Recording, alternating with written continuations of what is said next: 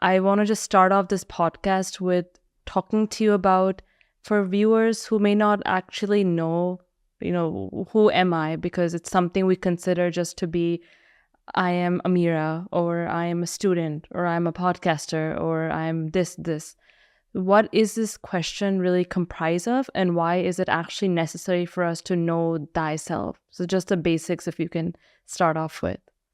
Right. And I'm so glad to know that you studied consciousness, that consciousness studies is a thing now, and it's becoming more and more popular. There are some reasons I'd just like to mention before we go deep into it. The reasons why right now at this time, in our time, consciousness studies has become so important. I was seeing Oxford University Press. If you Google it, you'll find 5 great unsolved questions in philosophy by Oxford University Press. But if you look at the 5 questions, 4 of the questions are related to consciousness. Right. One question is, who am I? That's one big question in philosophy. Second question is, do we have free will? Third question is, do we know anything at all? I mean, how do we know anything? Question of skepticism and knowledge. Then the fourth question is death. What happens at death? Not the physical side of it. That, of course, is well known. But the consciousness side of it. What happens to consciousness at death? And the fifth question was about global justice. But 4 questions, you see, directly related to consciousness. Another reason why consciousness studies has suddenly become very important in the last 20, 25 years is this new technology. This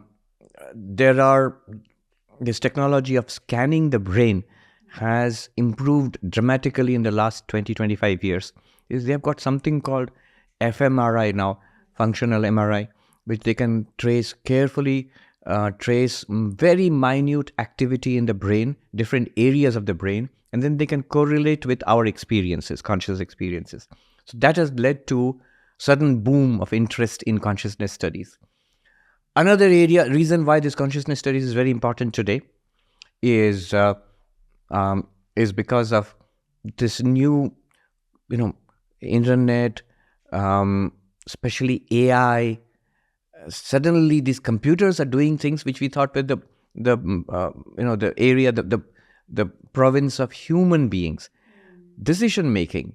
Like driving a car. Yeah. ChatGPT, especially right now. Brilliant. It's an amazing thing. It's writing poems and short stories. There are now, just before I came, somebody in New York, a visitor was demonstrating to me a new AI which will make films for you. You just have to, Sora, I think it's called. You just give it a text prompt and it'll make a film for you. Everything it'll do for you. Just tell it what to do, it'll do it. There is AI which paints pictures. There is AI which writes stories and composes poems. So creativity in many dimensions.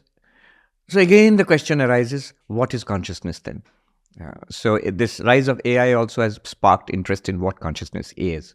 And finally, there's a philosophical question, which I'm sure we'll come to, called the hard problem of consciousness, the inability to explain consciousness with just the brain or nervous system.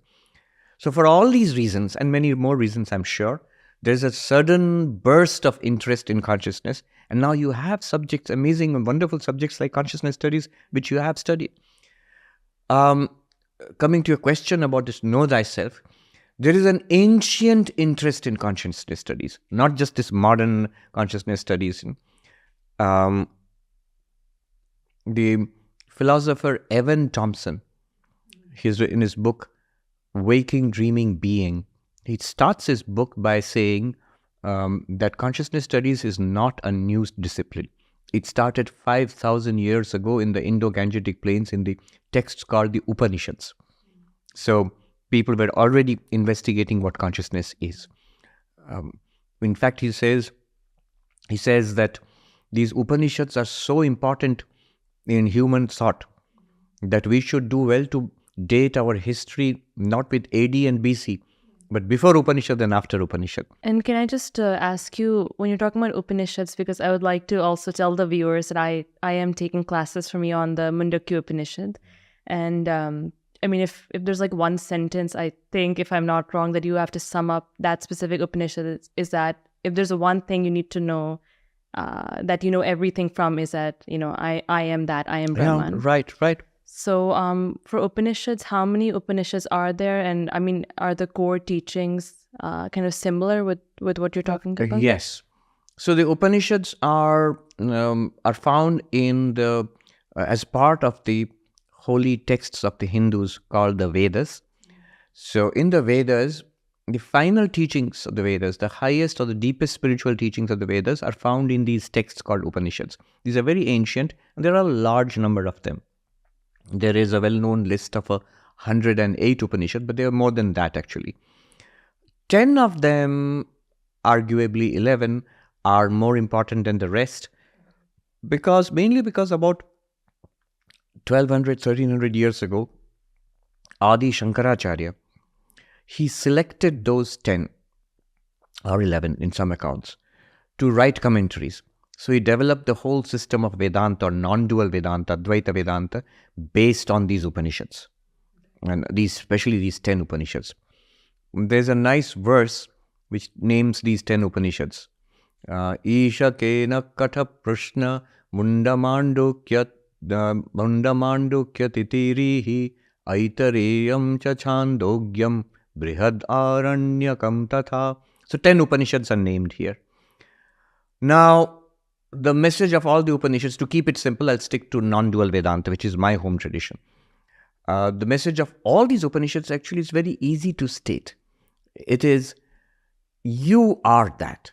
That means the ultimate reality of the universe. There is an ultimate reality of the universe. And we, sentient beings, we are that. And what is that ultimate reality of the universe?